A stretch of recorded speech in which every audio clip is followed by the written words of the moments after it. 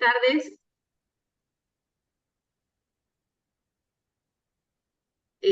Bueno, ¿Qué tal? Buenas tardes. gracias José por la presentación, siempre tan amable. Bueno, continuando con la temática del curso 3, Botánica y Ecología, bueno, ya lo decía José, hoy vamos a estar hablando del sistema reproductivo y también algunas nociones básicas sobre germinación.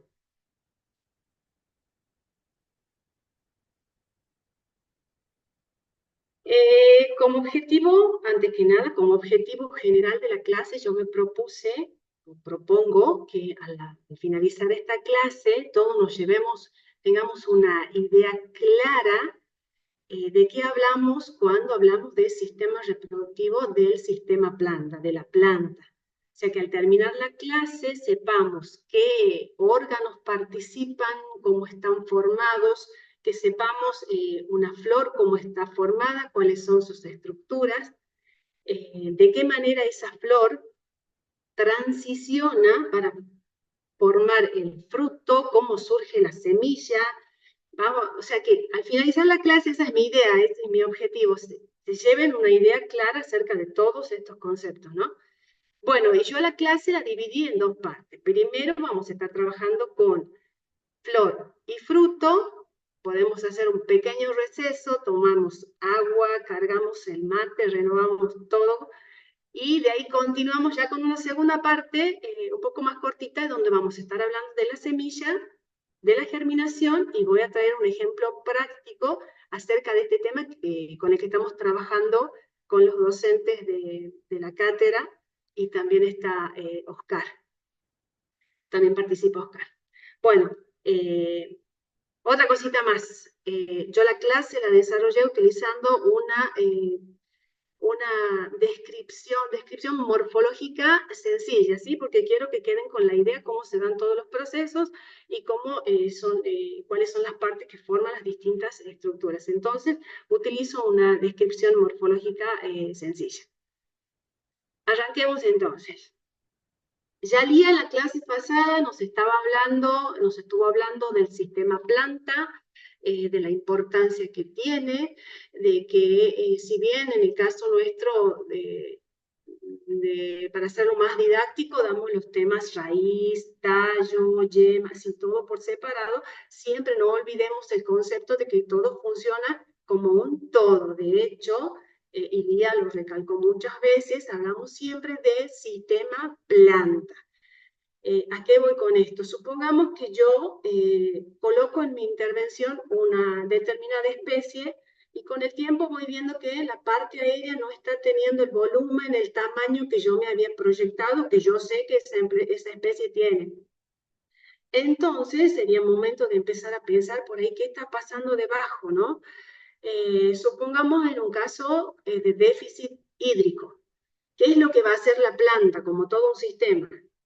Va a empezar a desarrollar va a empezar a alargar el sistema radicular, ¿sí? Va a tratar de empezar a cubrir explorar mayor profundidad de la superficie del suelo, buscando ¿qué? Buscando agua y buscando nutrientes. Ese crecimiento y desarrollo de la parte del sistema radicular va a ir en detrimento de la parte aérea, entonces va a dejar de desarrollarse como venía desarrollándose en la parte aérea.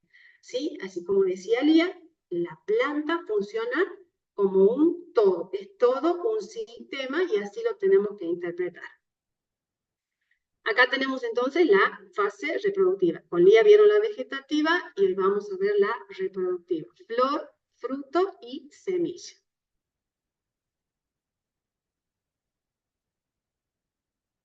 Toda planta sigue un ciclo biológico, ciclo de vida. Ya Fournier, que es un botánico español, define el ciclo de vida de una planta como un círculo imaginario que comienza desde la semilla.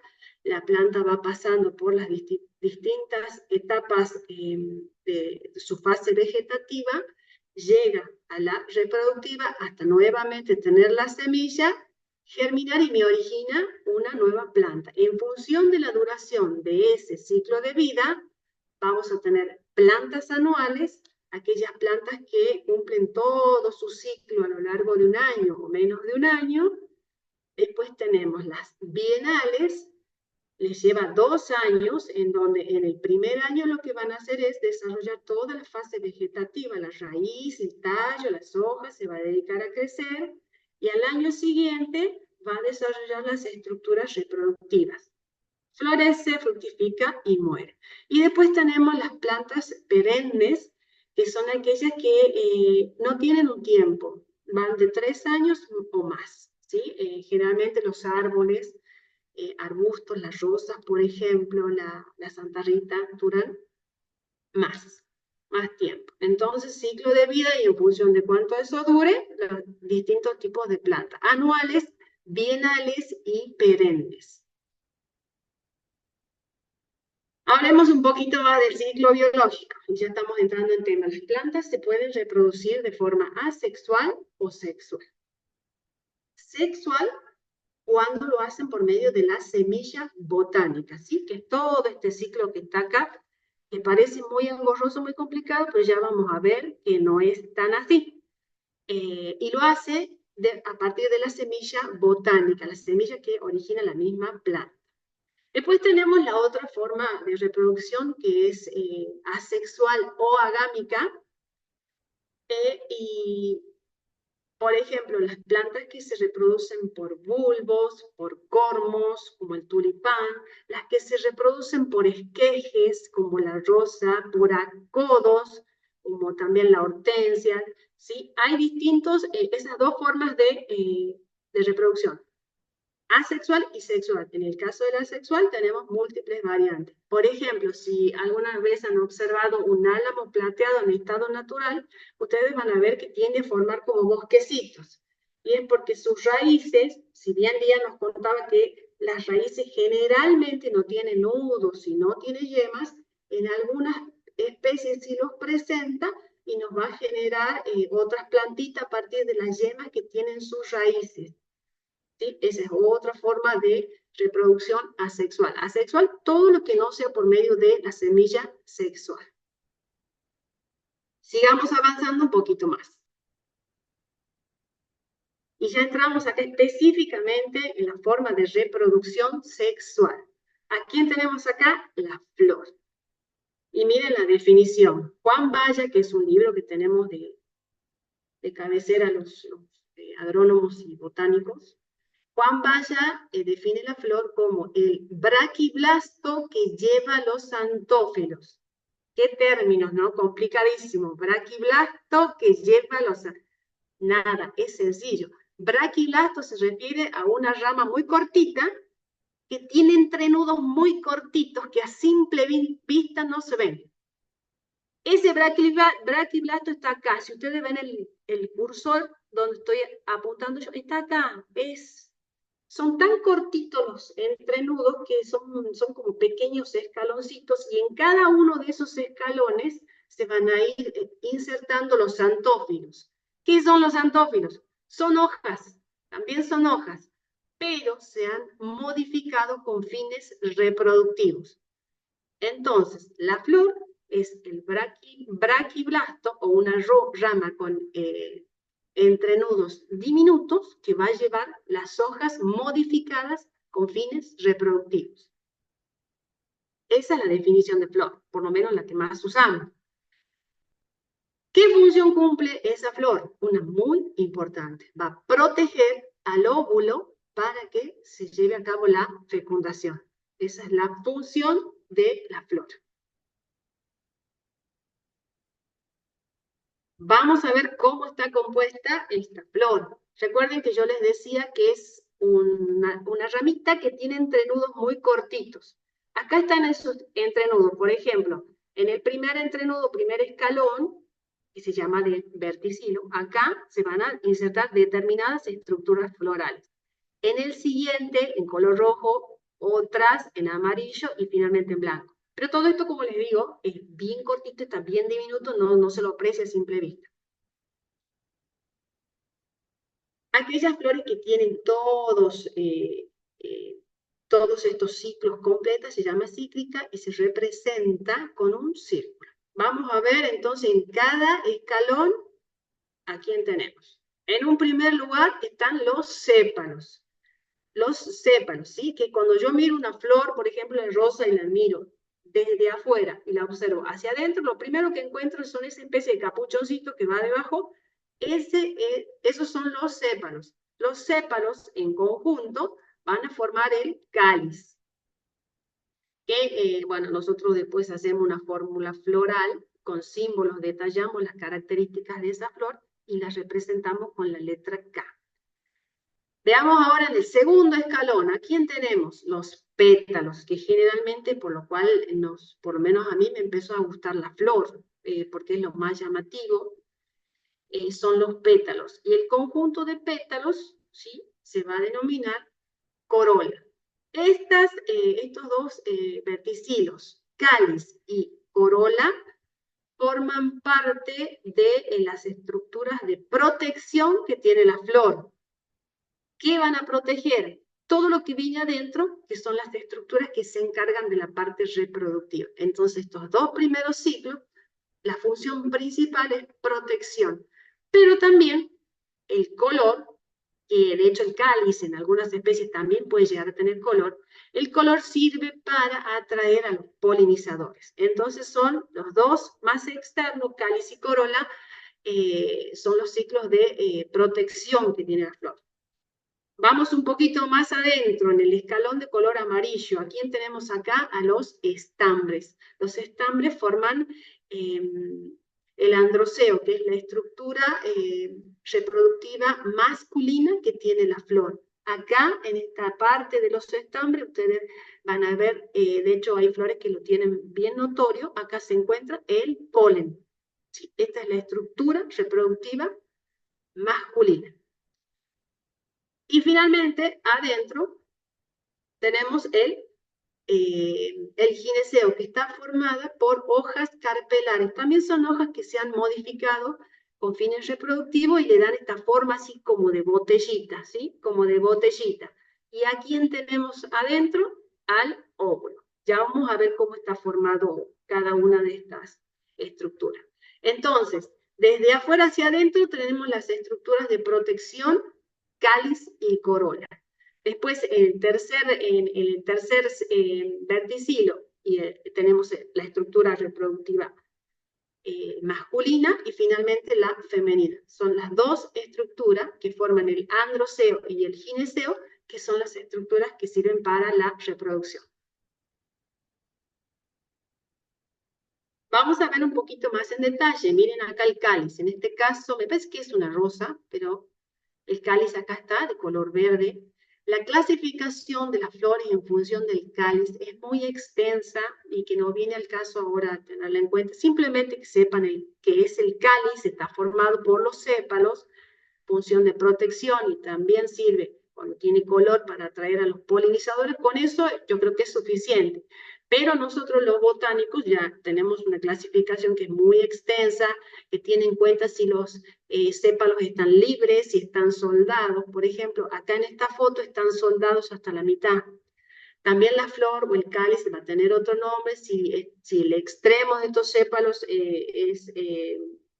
es puntiagudo, si es redondeado. Tiene una clasificación muy, pero muy extensa. Pero con que sepamos que forma parte de la estructura de protección de la flor y son los más externos, es suficiente. Vamos al siguiente, la corola, la parte más atractiva de las flores, ¿sí? Y está formada por los pétalos. Estos pétalos, a su vez, podemos distinguir dos partes. La lámina, que es la parte visible, la que tiene color, y la uña, que es la parte que se inserta acá en la base de la flor, ¿sí? En el verticilo. En el caso de este ejemplo es muy larga, pero por ejemplo hay otras que tienen más cortitas. También los pétalos pueden estar soldados y en ese caso la flor va a tener forma de una campanita. Los pétalos, como en la rosa, están libres, pueden ser de pueden ser varios, pueden ser 4, pueden ser, si yo hago un corte en la flor, puede ser simétrica, asimétrica, pétalos de diferente forma. Imagínense la clasificación que existe en función de la forma de los pétalos. diferentes colores, por supuesto. El conjunto de pétalos me va a formar la corola. Corola y cáliz, recuerden, estructuras de protección. Vamos ya a las estructuras reproductivas. El androceo, que habíamos dicho que está formada por los estambres, ¿sí? Este es un esquema de cómo es el estambre. Tiene las anteras, acá tenemos, cada una de estas estructuras se llaman tecas, acá se depositan, se forman y se depositan los granos de polen, ¿sí? Como están acá en esta imagen. Cuando eso, y en la base tenemos el filamento que lo va a unir hacia la base de la flor. Cuando esos granos de polen están maduros, se liberan.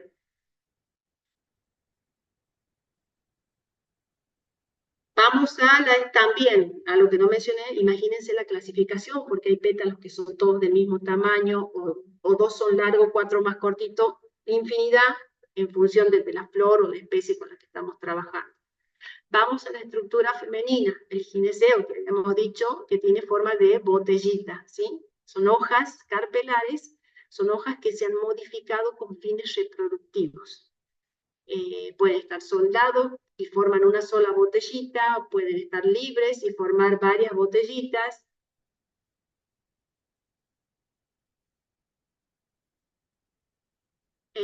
Acá tenemos, desde arriba, acá está el estigma. Esa es una de las partes de este gineceo, el estigma. Cuando se produce la polinización, el polen va a entrar en contacto con esta estructura.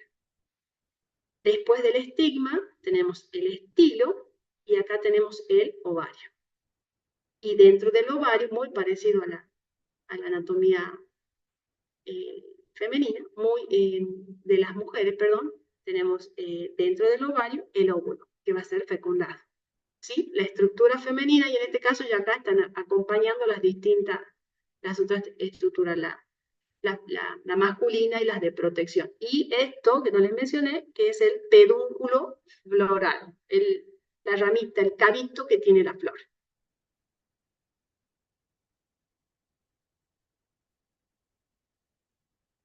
Aquí ya tenemos un corte longitudinal de una rosa en donde podemos apreciar todas las estructuras.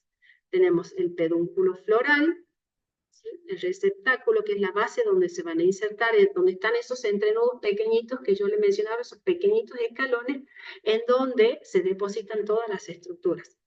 El sépalo acá, verde, después tenemos la corola formada por los pétalos, androceo, y en el caso de la rosa tiene numerosos gineceos. En función de que si están o no presentes las estructuras o los ciclos reproductivos, los ciclos de reproducción androceo y gineceo, podemos llegar a hablar también de la sexualidad de las flores. Esta flor que tiene androceo y tiene gineceo se denomina flor hermafrodita, bisexual o flor perfecta, ¿sí? Porque tiene la estructura femenina y también la masculina. También podemos encontrar flores imperfectas o femeninas, porque solamente tiene gineceo, puede tener un rudimento de estructura reproductiva masculina, pero son estériles, directamente se las considera femeninas.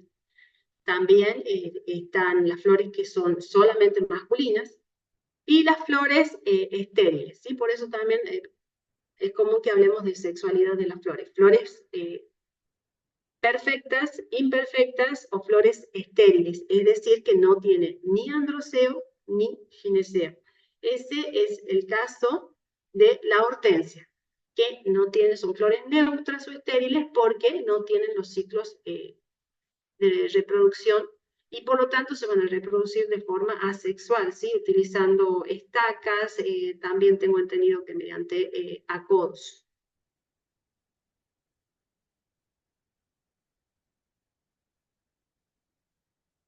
Bien, ya tenemos la flor, sabemos cómo está formada, cuáles son sus partes. Vamos a empezar a hablar allá del proceso de la polinización, ¿sí? una vez que el polen está maduro en los estambres, en las anteras de los estambres, se libera ese polen y la polinización puede darse también, va a depender del tamaño de los granos de polen, puede ser por medio del viento, ¿sí? Recuerden que hay muchas personas que son alérgicas al polen, ¿sí? Ese polen que anda en el ambiente, ese se libera y queda en el aire. Después vamos a tener la ayuda, por ejemplo, de las aves, el colibrí, se siente atraído por el néctar y cuando está en contacto con la flor, en su pico, en su cabecita, va entrando en contacto con el polen y cuando va pasando de una flor a otra, va produciendo la polinización. Las abejas también. Recuerden que si observan una abeja, generalmente las patitas tiene unos saquitos especiales, unos sacos, donde va acumulando el polen que después lleva a la colmena. Y mientras va de flor en flor, nos ayuda en la polinización. Y acá ya entramos y quizás pueden pensar, no, la cosa se empieza a poner bastante espesa, pero no. Lo vamos a ver de una manera que resulte sencilla, agradable, y hay mucha relación por ahí, si se quiere, con la estructura femenina, ¿no? Habíamos dicho que el polen se encuentra en los estambres, que es la estructura masculina. En las anteras, cuando ese grano de polen madura, ese grano de polen, por cualquiera de los agentes que hemos dicho, el viento, los insectos, llega y se pone en contacto con el estigma de otra flor. ¿Sí? En esa botellita, pero en la parte de arriba, en el estigma. Sí, hay compatibilidad de tejidos, porque no cualquier, se puede posar ahí cualquier tipo de polen, pero no cualquier tipo de polen va a germinar. Tiene que haber compatibilidad de tejidos, tienen que ser de la misma especie. Entonces, cuando ocurre eso, el granito de polen empieza a germinar y va creciendo por delante de esta botellita, por dentro, perdón, del gineceo. A medida que se va desarrollando, se va alimentando de todos los tejidos que tiene el gineceo y va a hacer todo el recorrido hasta que entra ese tubo polínico en contacto con el ovario. Y ahí dentro del ovario va a buscar, porque el grano de polen tiene, eso no mencioné, dos gametas masculinas. Una de ellas se va a poner en contacto con la gameta femenina, ahí se produce la primer fecundación. Porque las plantas, las angiospermas, que generalmente son las de nuestro interés, tienen doble fecundación. Una de las gametas se va a poner en contacto acá con la ósfera, o también la conocemos como ovocélula, la gameta femenina. La gameta femenina con eso es suficiente. Bueno, se produce la primera fecundación, se forma el cigoto, que después me va a dar el embrión. La otra gameta masculina se va a poner en contacto con los núcleos polares que están acá en el medio y me va a producir el tejido nutricio que me va a alimentar el embrión cuando se lleve, mientras está en la semilla y cuando se active la germinación. Por eso, en las angiospermas hablamos de una doble fecundación. Primero se fecunda el óvulo y me va a dar el embrión, y después se fecunda, en segundo lugar, el tejido nutricio del cual se va a nutrir el embrión. Así sería la fecundación. Acá tenemos un cuadrito más completo en donde podemos ver cómo desde la flor pasamos por todo ese proceso que yo recién les conté hasta generar la semilla y una nueva planta. Acá está el grano de polen. El grano de polen madura, tiene adentro dos núcleos. Ese grano de polen entra en contacto con el estigma, y como les decía en un principio, acá el estigma segrega sustancias que si el polen es extraño a otra especie, directamente lo inactiva, no puede germinar. Si es de la misma especie, va a germinar, y mientras va germinando, va buscando el ovario para ponerse en contacto. Miren acá las gametas masculinas. Una de ellas va a buscar a la ósfera. Se va a unir a la gameta femenina y me va a formar el cigoto, que después se va a transformar en el embrión.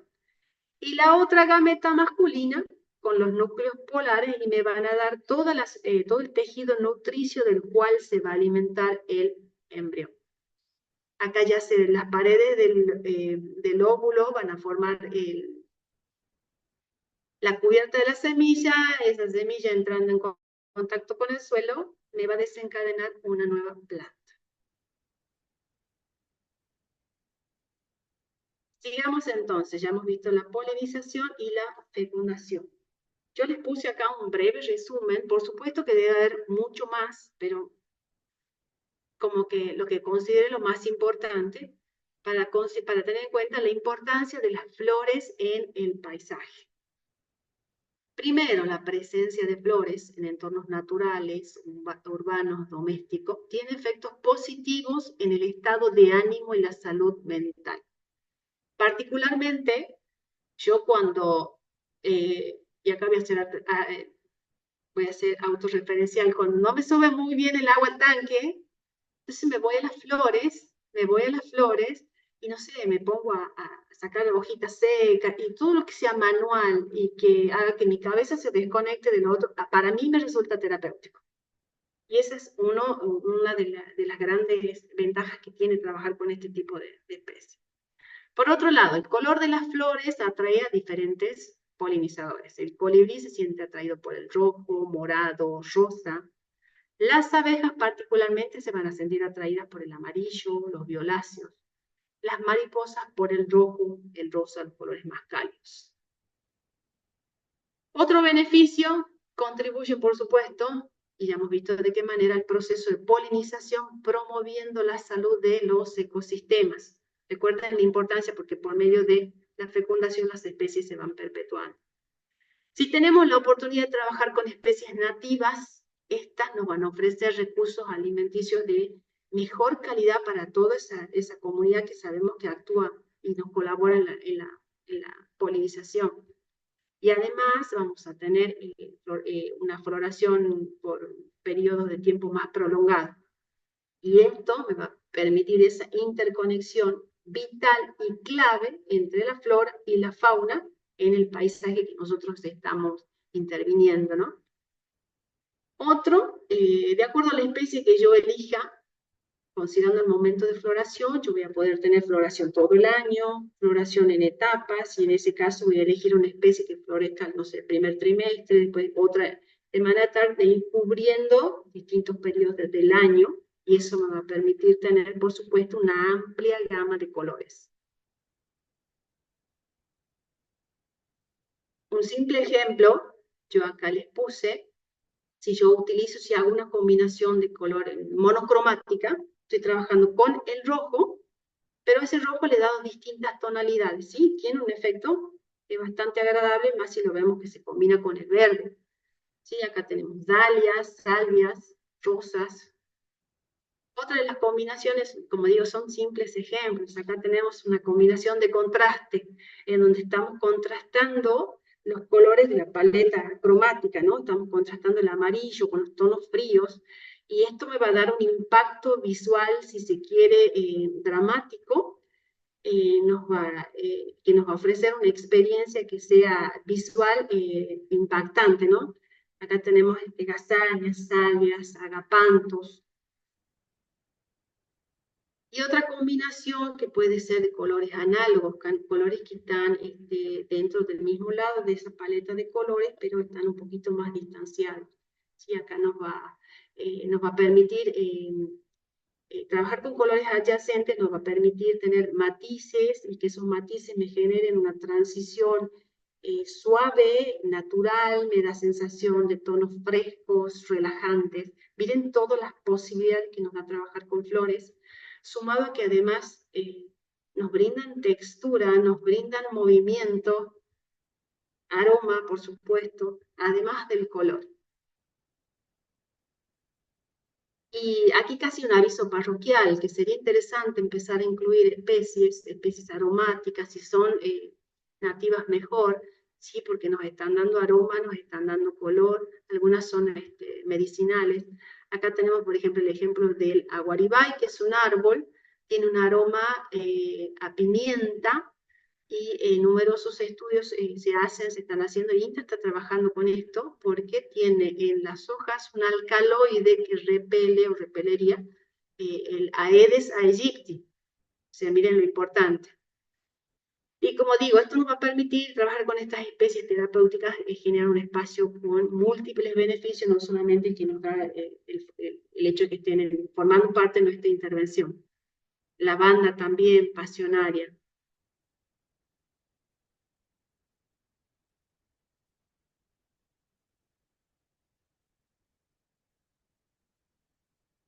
Bien, ya hemos hablado de la flor, hemos visto la fecundación, vamos a ver qué pasa ahora. ¿Qué es el fruto? Y acá le pongo, y pongo este tipo de frutos porque son los que también se utilizan, variedades enanas, las podemos trabajar con macetas, en lo que algunas personas también llaman como jardines comestibles, ¿no? Por eso puse esta imagen. Bueno, ¿qué es el fruto? Ya hemos visto cómo se produce, ¿no? Cómo se forma. Entonces, el fruto es un conjunto de hojas carpelares, recuerden las hojas que forman la flor, y partes florales que se van a desarrollar y van a persistir después de la fecundación del óvulo. Ese es el fruto. Y adentro va a tener, por supuesto, la semilla. Ese óvulo se ha ido transformando y madurando en semilla. ¿Cuál es la función del fruto? Así como vimos que la flor tiene la función de proteger al óvulo, el fruto tiene la función principal de proteger a la semilla hasta la germinación, hasta que esté madura y después se produzca la germinación.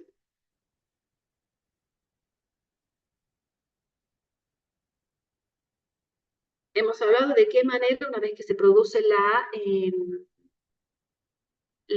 fecundación, la doble fecundación, estas estructuras que están acá abajo, que forman la parte del ovario, ¿sí? El ovario donde están los ovos, estas son las estructuras que van a empezar a madurar, van a empezar a desarrollarse y me van a dar el fruto.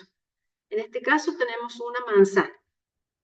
Tenemos una manzana. Están todas las estructuras presentes. Acá, por ejemplo, la manzana, si bien nosotros la tenemos la manzana y siempre la ponemos con el carito hacia arriba, si podemos equipararla y enfrentarla como estaba, en qué posición estaba en la flor, está al revés, está con ese carito hacia abajo. Esa es la verdadera posición de la manzana. Acá donde ven estas estructuras, ¿sí? Estas estructuras que tiene en la manzana, la parte de abajo, son los restos de esta parte aérea que se ha ido secando, se han ido cayendo, algunas persisten, ¿ves? Sépalos, acá están los sépalos, estas que estaban acá abajo, y quedan acá en la manzana.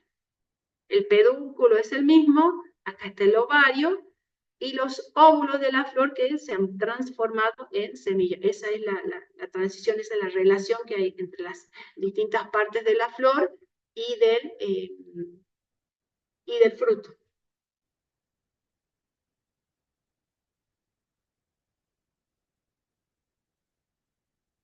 Rápidamente las partes del fruto.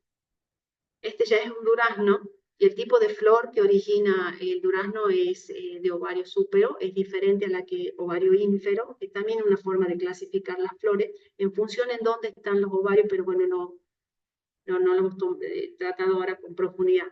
Es al revés, acá la posición del durazno sí es la correcta. Bueno, tenemos el pericarpo, que a su vez el pericarpo está formado por el epi es la parte externa, ¿sí? Que en el caso del durazno puede tener tricomas, pelitos que hacen que los duraznos sean así suavecitos, ¿sí? Es la parte, en el caso de la naranja, por ejemplo, es glandular, ¿no? De hecho, si tocamos los cítricos, van a ver que salen los aceites esenciales, esa es glandular. Después tenemos el mesocarpo, que en el caso del durazno, la parte carnosa, que es la parte que nosotros comemos, la parte rica, y el endocarpo, que es la parte más interna, en este caso es bien dura, es la que forma el carozo. Dentro del carozo, ¿quién va a estar? La semilla. Epi, meso y endo forman el pericarpo de un fruto.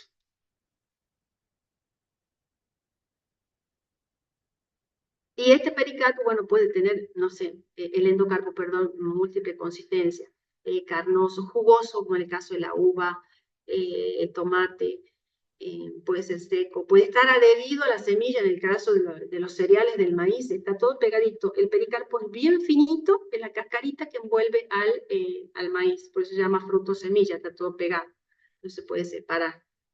pero las partes son las mismas.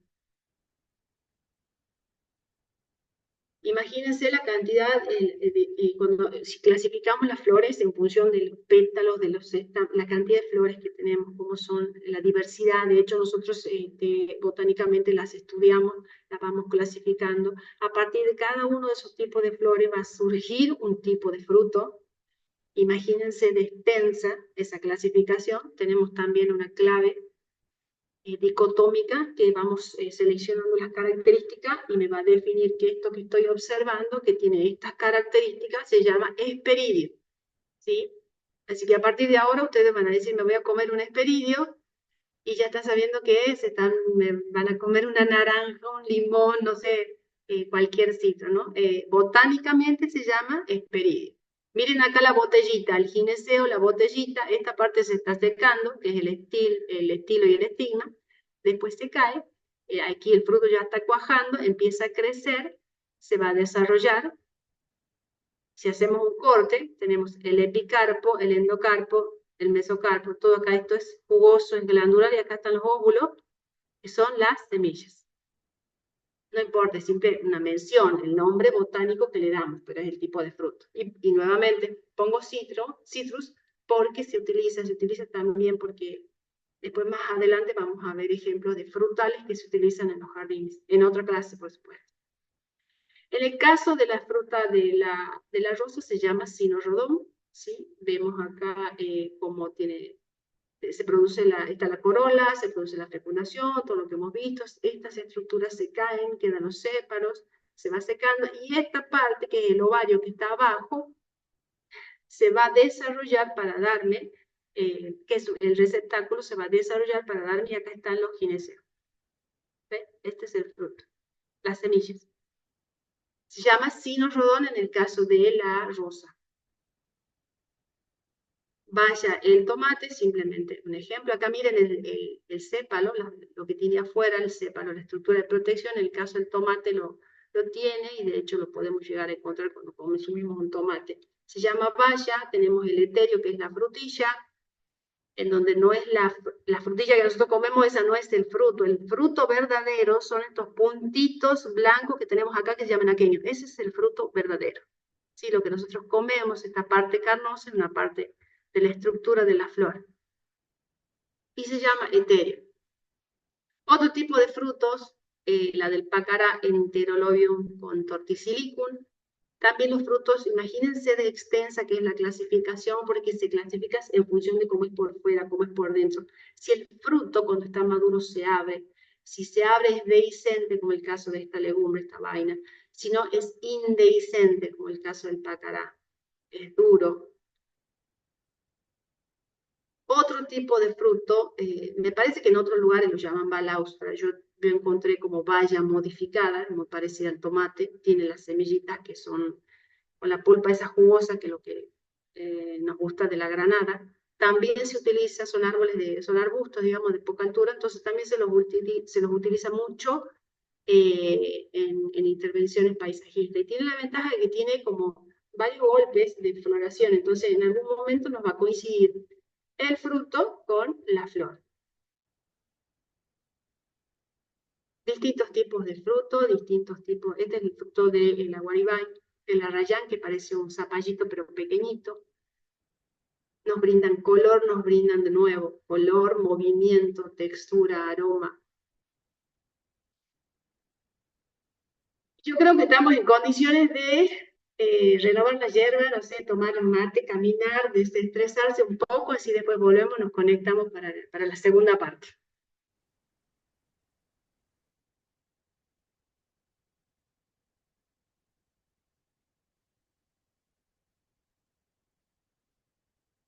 Bien, sigamos entonces, continuamos con la última de las etapas dentro de la fase reproductiva.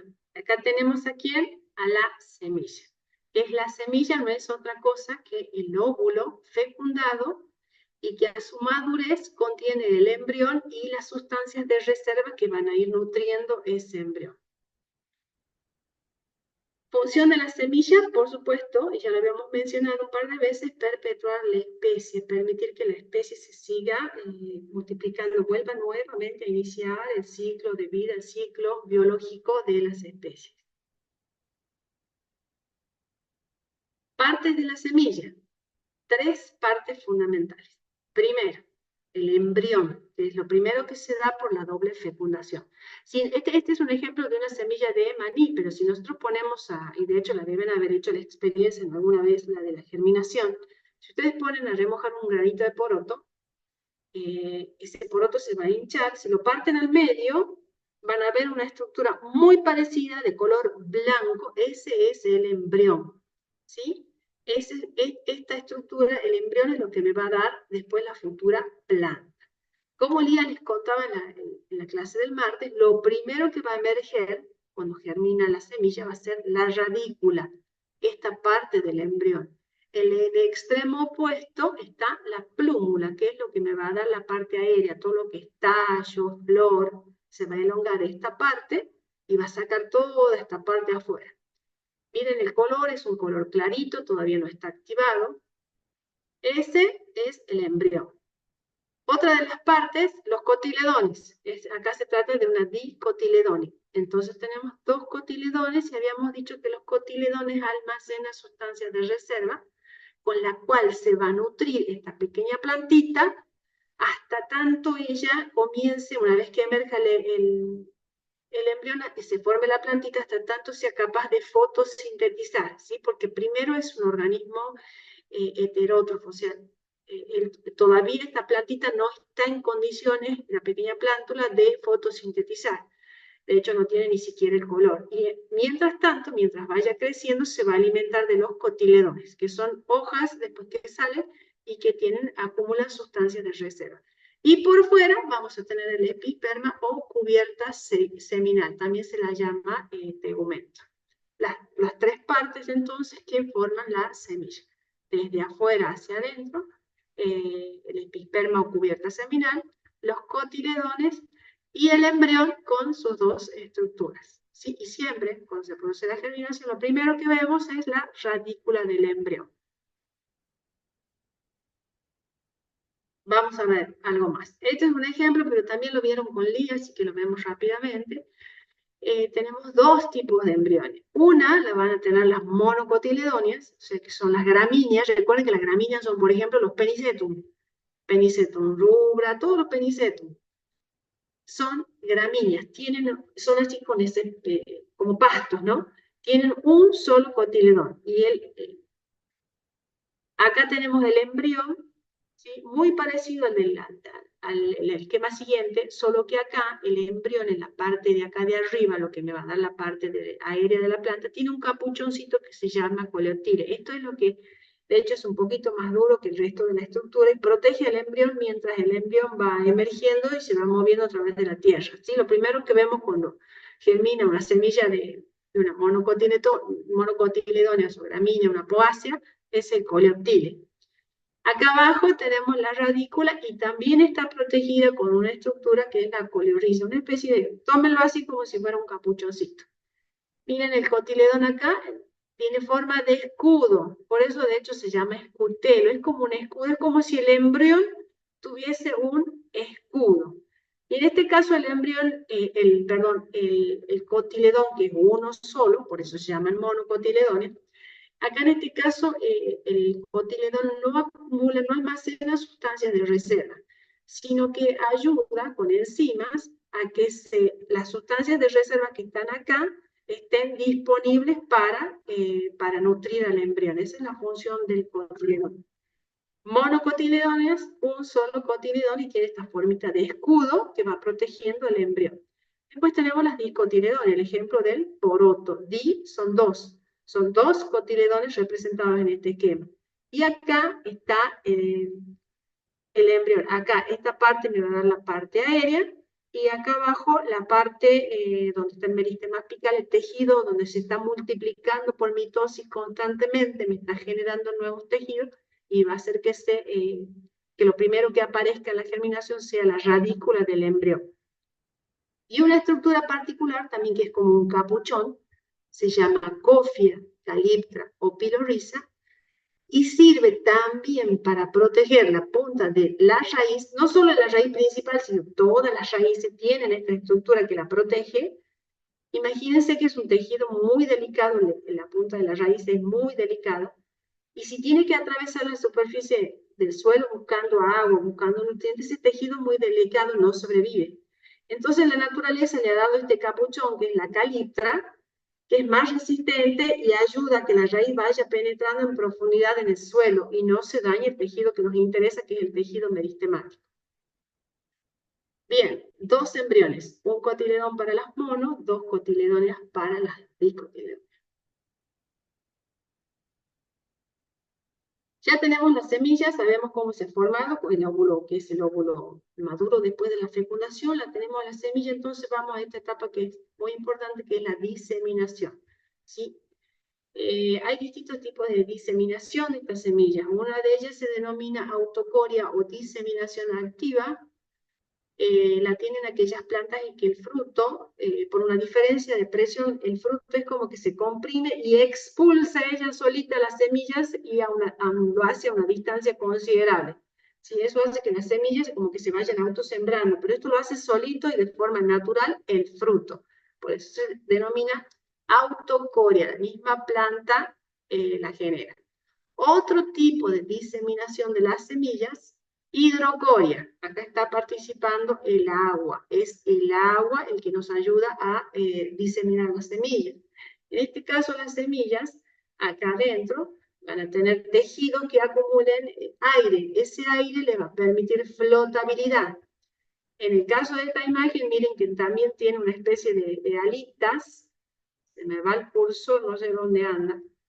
Tiene alitas, ¿sí? Que le permiten también flotar y de esa manera recorrer grandes distancias y diseminarse. ¿Ve? Acá también. Acá tienen otra, miren cómo flotan, ¿sí? Distintas adaptaciones que tienen las semillas para facilitar la diseminación. Otras van a tener otros atractivos que sean interesantes, por ejemplo, para las aves. ¿Sí? Miren, de hermosa esa ave comiendo ahí esa valla.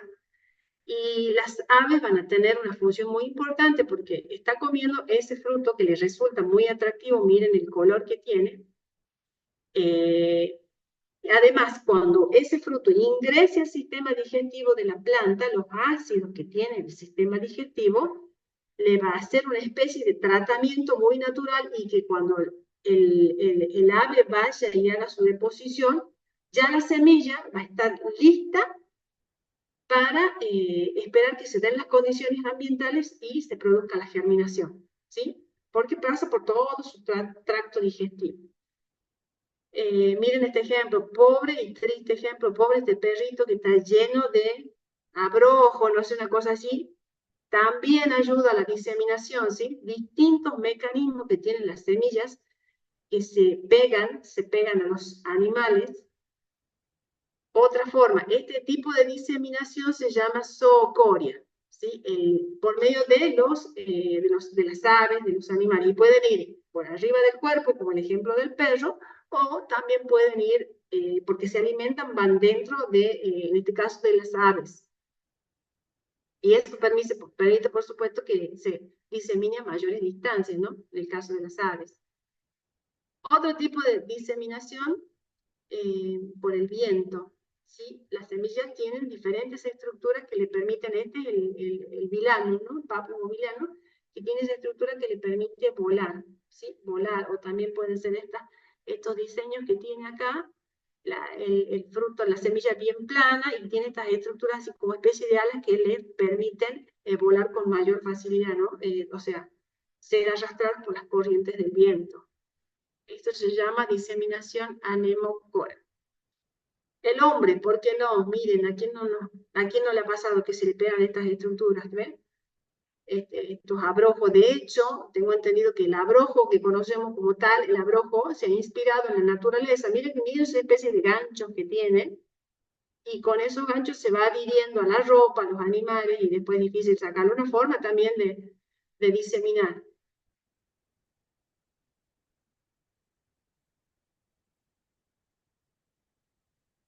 Ya tenemos la semilla, entonces vamos a la germinación. ¿Qué es la germinación? Es un conjunto de procesos metabólicos y morfogenéticos que van a llevar al embrión a transformarse en una nueva planta, en una primera plantulita, y después le va a dar una nueva planta e inicia nuevamente su ciclo biológico. Ahora bien, esta germinación tiene diferentes etapas. Viene una primera etapa que es la de la imbibición, que no es otra cosa que la absorción de humedad por parte de una parte especial del tegumento, precisamente por un pequeño poro que se llama micrópila, por ahí donde se produce el intercambio gaseoso y por ahí también va a entrar la humedad. Una vez que se produce la imbibición de esta semilla, va a comenzar dentro de la misma un aumento de la actividad enzimática, van a empezar a actuar determinadas hormonas, va a aumentar la actividad respiratoria. Ese embrión que estaba ahí dormido dentro de la semilla se va a empezar a activar. ¿Qué es lo que va a empezar a hacer? División celular. Va a empezar a formar nuevas células, esas células van a ir diferenciándose, van a ir especializándose en determinadas funciones, y esto va a provocar también el alargamiento celular y la elongación de ese embrión hasta transformarse en una pequeña planta, ¿sí? Son las etapas de la germinación: imbibición, inicio de actividad enzimática, respiratoria, elongación celular del embrión. Y finalmente la emergencia, y como venimos hablando ya desde el día martes, ¿qué es lo que primero emerge? La radícula del embrión, la raicita, eso es lo primero que va a emerger en la germinación. Después lo hará ese pequeño talluelo, que dentro de la semilla se llama gémula o plúmula. Miren que es prácticamente de un color blanquecino, casi que no es verde, no fotosintetiza, va de a poquito empezando a fotosintetizar. Mientras tanto, ¿de dónde se va a nutrir? De los cotiledones, ¿sí? Esas hojas que acumulan sustancias de reserva. Acá está un poquito más desarrollada. Miren los cotiledones, que son las primeras hojas que, incluso dependiendo del tipo de germinación, ya lo vamos a ver más adelante, son las primeras hojas que vemos, y son más gorditas. Y ya en el centro vamos a ver las hojas verdaderas, que son las que se van a encargar de fotosintetizar. ¿Los cotiledones fotosintetizan? Sí, pero muy poquitito. Condiciones que se tienen que dar para la germinación. Temperatura, tenemos un óptimo de temperatura, ¿sí? Entre los 29 y 31, dependiendo también un poco de la especie. Algunas semillas que son fotoblásticas, generalmente son semillas muy pequeñitas. Un ejemplo que se me ocurre es la lechuga, se siembran prácticamente a superficie, necesitan luz para germinar, pero la mayoría lo hace en la oscuridad. Necesitan oxígeno, recuerden que hay un intercambio gaseoso, todo eso se va activando la respiración del embrión, y necesita, por supuesto, la humedad.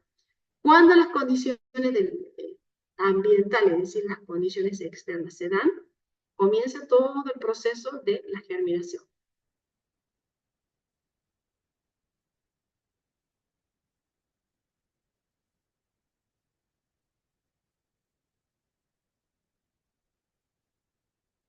Veamos los tipos de germinación. Y esos tipos de germinación van a estar dados en función de la posición que tengan los cotiledones, ¿sí? Estas hojitas que acumulan sustancias en reserva. Miren acá, epi significa arriba y geo, tierra. Arriba, por arriba de la tierra. Acá los cotiledones, es el ejemplo de el poroto. Los cotiledones salen, una vez que germinan, por arriba de la superficie del suelo, van a alimentar a esta pequeña planta hasta tanto salgan las estructuras que son activas fotosintéticamente, las hojas verdaderas, ¿sí? Con el tiempo esos cotiledones se van a ir secando, claro, van gastando ya todas sus sustancias de reserva. En algunos casos quedan ahí rudimentos de cotiledones, se los puede ver, pero la mayoría de las veces se caen. Entonces, este tipo de germinación es epígea.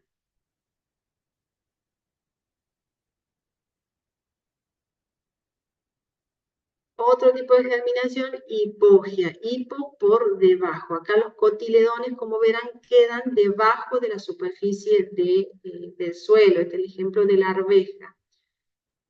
Como siempre les digo, miren, lo primero que emerge una vez que se inicia el proceso, la radícula. Es lo primero que va a salir es radícula del embrión.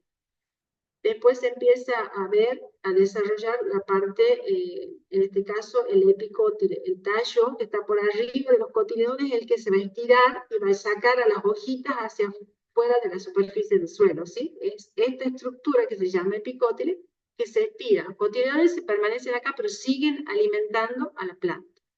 Se va estirando y va a sacar la plúmula, ese basto, ese primordio de tallo, saca hacia el exterior. Mientras la raíz principal se va desarrollando, empiezan a aparecer las raíces secundarias, y si bien nos pueden apreciar, acá también tenemos pelos absorbentes que lo que hacen es aumentar la superficie de absorción. Entonces, ya resumiendo, tenemos dos tipos de germinación, en función de la posición que tengan los cotiledones: epigia o hipogia.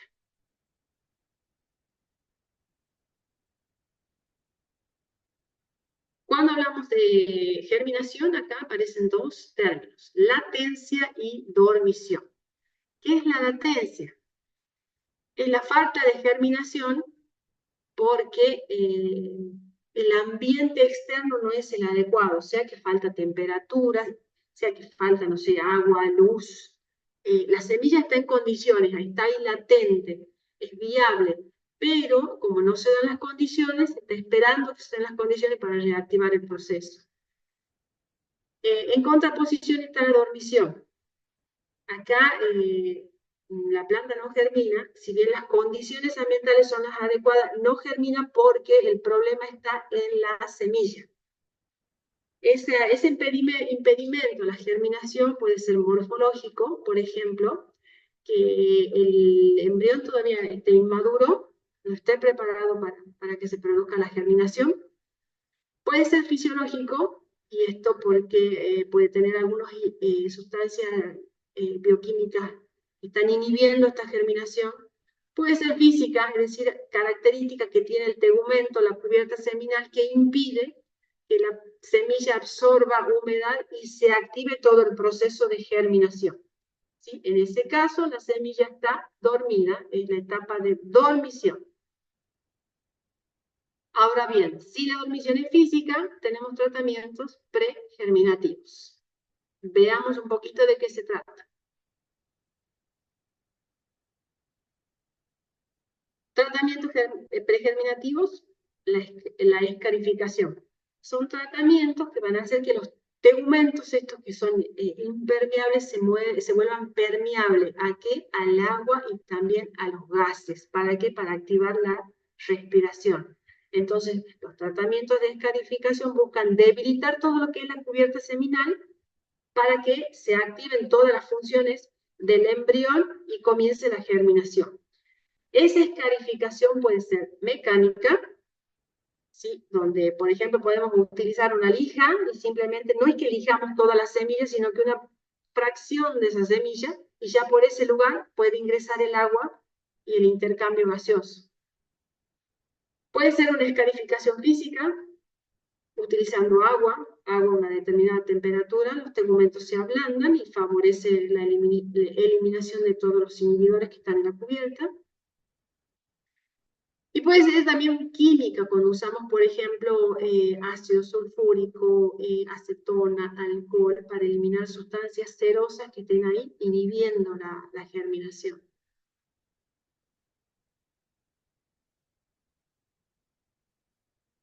Y bueno, esta diapositiva yo la busqué como modo de resumen y de cierre acerca de todos los temas que con los que hemos venido trabajando.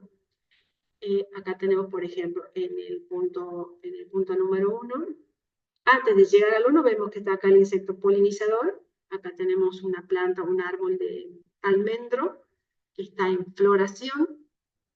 Cuando, como dijimos en un principio, cuando el polen, el grano de polen ya está maduro, entra en contacto con las abejas. Mira, acá está bien representado el esquema. También, recordemos, puede ser trasladado por el viento. En este caso, la abeja La abeja, cuando pasa de una flor a otra flor, pone en contacto esos granos de polen con el estigma, se produce la germinación del tubo polínico, la doble fecundación en el caso de las abegiospermas,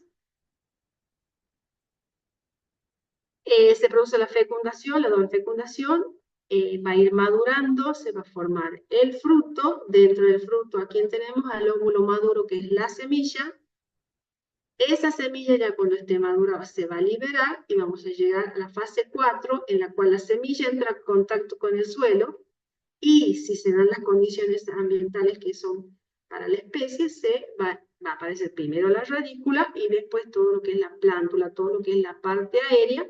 Y aquí vamos a estar iniciando nuevamente todo el ciclo biológico de la planta, pasando por las diferentes etapas. Entonces, esta diapositiva yo la elegí porque acá ya tenemos la flor, tenemos el fruto, la semilla y también tenemos la germinación. Ahora sí, si me permiten, esto es un ratito, son 5 o 6 diapositivas nada más.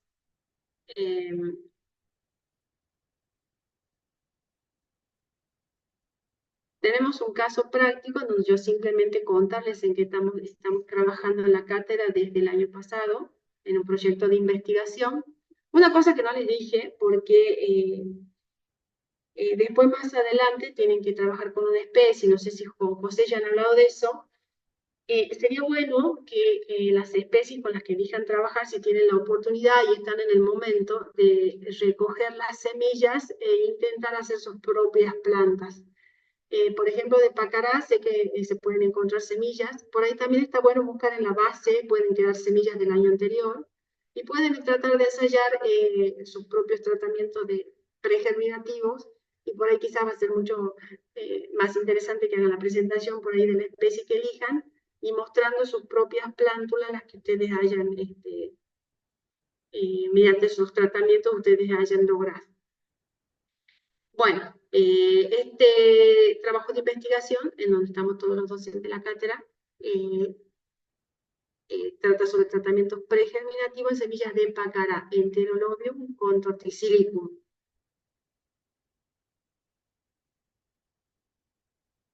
Distintas etapas. Pasamos recogiendo los frutos. Ya habíamos visto que es una vaina indehiscente, es una vaina que no se abre, tiene las semillas. Para lograr abrir las semillas tenemos con mucho cuidado trabajar con pinzas porque es muy duro, es muy resistente. Recogemos las vainas, tratamos de que sean las que están en el suelo, no dañadas por insectos, porque por ahí las que están acá todavía no están maduras, entonces con mayor seguridad tomamos las que ya se han desprendido de la planta. Sacamos la semilla cuidadosamente, ahí estamos sacando, muy delicado, porque como digo, es muy dura la cobertura, y utilizamos 4 tratamientos. Semillas sin escarificar, así tal y cual están en la naturaleza, escarificación mecánica con una lija media, escarificación física con agua a 80 grados centígrados, y después la combinación de las dos técnicas anteriores. Semillas que han pasado por la lija y también que se sumergen en agua. Como les decía en un principio, no es necesario que se elige toda la cubierta seminal con la lija, sino que simplemente un extremo de la semilla y ya por ahí se va a facilitar la imbibición. Aquí están los tratamientos, escarificación con agua caliente, y previamente haber pasado por la lija. Acá tenemos el resultado. En este caso, acá estas semillas han sido simplemente sumergidas en el agua. Y miren cómo están chiquitas, prácticamente no hay cambio con respecto a la semilla recién obtenida. Estas, en cambio, han pasado por el proceso de lijado y también el proceso de la inmersión en agua a 80 grados. Miren cómo ya empieza a aparecer la radícula. Lo primero que aparece es la radícula del embrión. Y miren cómo ha aumentado el tamaño y cómo el tegumento ha empezado a degradarse. Y de esa manera facilita toda la inhibición, se activa la respiración y se empieza a activar en general todos los procesos internos del embrión.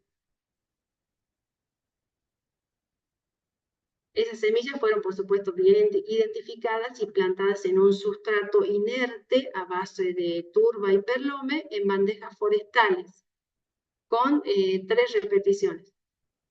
Acá tenemos ya un ejemplo. La semilla sin tratamiento, y miren cómo en función del tratamiento, a medida que va pasando los días, va emergiendo la radícula del embrión. ¿Sí? La radícula y cómo se va degradando la cubierta seminal.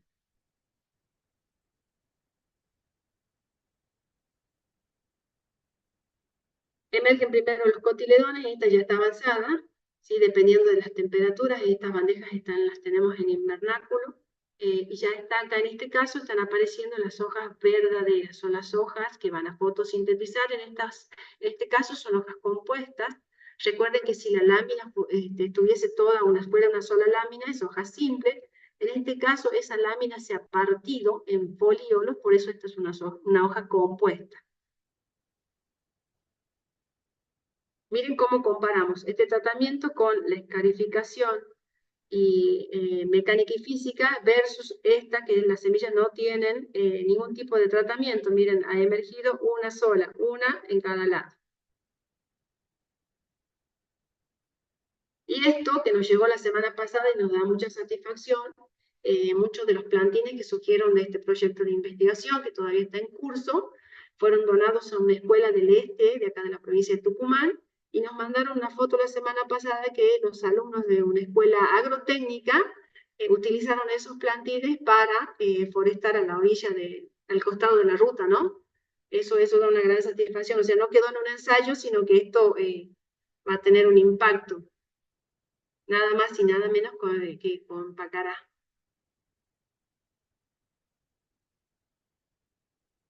Algunas curiosidades, a mí siempre me gusta curiosidades porque me gusta. Miren esta semilla, se llama coco de mar. Me parece que, no me acuerdo, José, ¿vos te acuerdas de dónde es? Creo que de África, me parece. Miren el tamaño que tiene. Aparenta que no es pesada. Probablemente los tejidos que tiene internos acumulan aire. Parece que no, porque el niño no parece que está sufriendo con ese peso. Es una palmera y la semilla se llama coco de mar. Vemos otra, y acá he buscado una foto en donde se compara un fósforo para que ustedes vean el tamaño de la semilla de tabaco. ¿Sí? Bien, pero bien pequeñita. De hecho, creo que se pasa por un tratamiento de peletización, es decir, le adhieren una cobertura para que después sea fácil manejar, hacer los plantines y manejarlas cuando se está trabajando en el cultivo. Miren el tamaño que tiene esa semilla. Si esta les parece chiquita, miren esta. Más chiquitita todavía, semilla de orquídea, súper chiquitita. Como digo, siempre la naturaleza me sorprende y por eso me gusta buscar la curiosidad de flor, de semilla, de tallo, siempre me llama mucho la atención. Ya para finalizar les dejo esta imagen de regalo, ¿sí? Es una secuoya de un parque nacional de Estados Unidos, es una gimnosperma. No tiene, es decir, recuerdan lo que Elía les contaba, no tiene los óvulos protegidos dentro de una estructura reproductiva, sino que los óvulos están descubiertos, están en los conos, son las coníferas, las plantas que producen conos.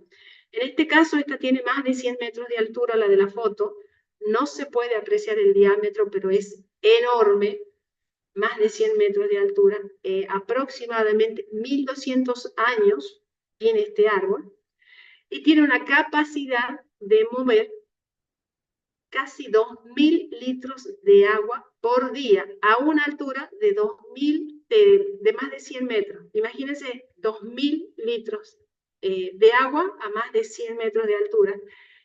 Imagínense, por eso siempre la naturaleza sorprende. A mí por lo menos no deja de sorprenderme. Y ese transporte de agua que lo hace desde la raíz hasta la base, porque ahí arriba, hacia las hojas, perdón, porque es ahí donde se va a producir la fotosíntesis, lo hace mediante un sistema vascular muy parecido al sistema circulatorio que tenemos las personas, solo que ellos transportan agua y nutrientes que toman del suelo, en unas estructuras que son muy, muy pequeñitas, que no recuerdo si ya les mencionó, que se llaman vasos. De hecho miden micrones y se van juntando unas con otras y forman esa tubería por donde circulan. Pero imagínense, eso tiene el tamaño de un micrón y forma toda la estructura que recorre acá el tronco y lleva, como les digo, todos los días mueven 2000 litros de agua a más de 100 metros de altura.